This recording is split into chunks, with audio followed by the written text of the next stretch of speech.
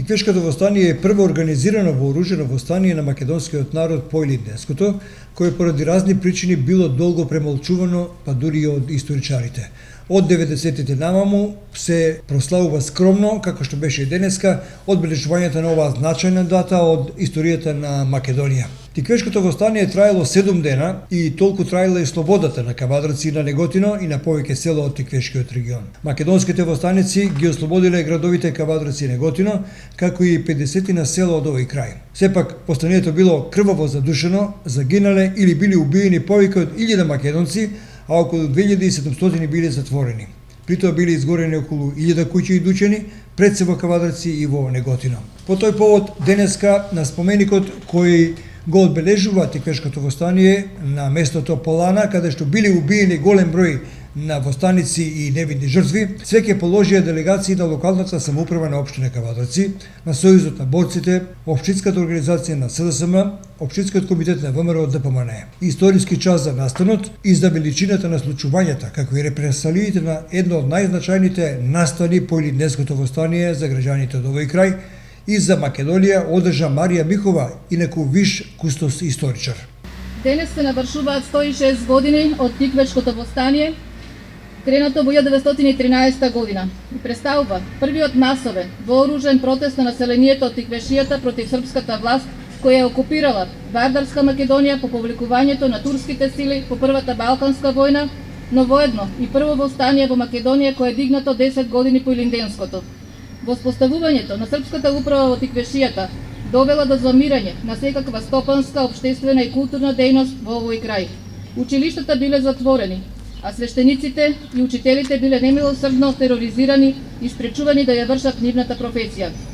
Биле извршени неколку убиства врз голоракото население во овој крај, а тепањето и малтретирањето врз населението станало секојдневие. Српската полиција губила Александар Обидов, член на ВМРО и на Општинската управа во Кавадарци. Мачена била и баба Наца Пинџурова, мајка на револуционерот Димитар Пинџуров и баба на народниот херој Страшо Пинџур. Била убиена и цела турска фамилија. Како резултат на изразениот револт на населението од овој крај, од 28 до 30 мај, во село Бегниште се одржала реонска конференција на која присуствувале 60 представници на речиси сите села од Тиквешијата, на која било донесена одлука за кревање на востание. Тиквешкото востание е објавено на 12 јуни 1913 година во Ваташа. Бил формиран востанички штаб, составен од видни војводи кои учествувале и во Илинденското востание.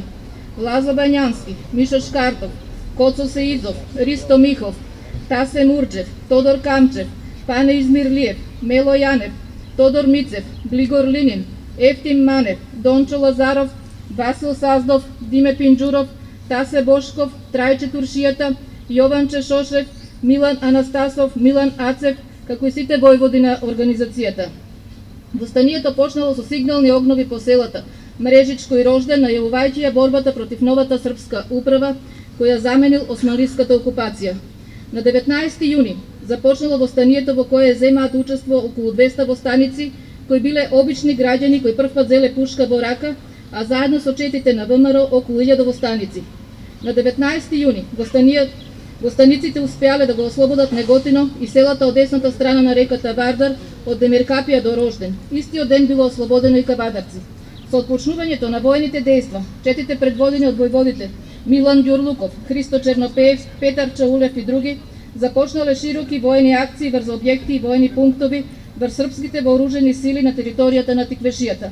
Покрај Кавадарци, Неготино и Ваташа биле ослободени скоро сите села во Тиквешијата, околу 50, каде била воспоставена народна власт. На општинската зграда во Кавадарци било истакнато револуционерното тиквешко знаме од 1903 година, на кое пишувало "Слобода или смрт", а под него Тиквешки револуционерен округ. Слободните 7 денови биле прославени со народна веселба и со собирање помош за востаниците.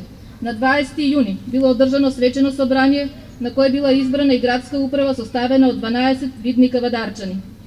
Под притисок на големата српска војска, предводена од Василije Трбич, помогната од четниците на Јован Бабунски, Јаја Ага Малиć, Јован Долгачот и други, за кратко време биле разбиени востаничките сили, кои веќе на 25 јуни биле принудени да се повлечат од заземените градови кон селата под планината Кожув.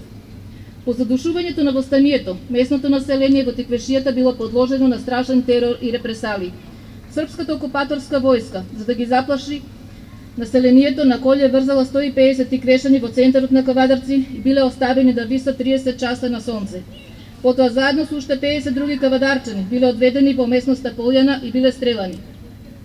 Според нецелосните податоци, биле извршени убиства и тоа во Бесвица 28, Бохула 44, Ваташа 37, Војшанци 19, Глишич 3, Кавадарци 25, Кошани 17, Курија 20, Марена 4, Неготино 117, Рибарци 15, Рожден 5, Пепелиште 5, Прждево 35 или во целиот Тиквешки крај 545 луѓе.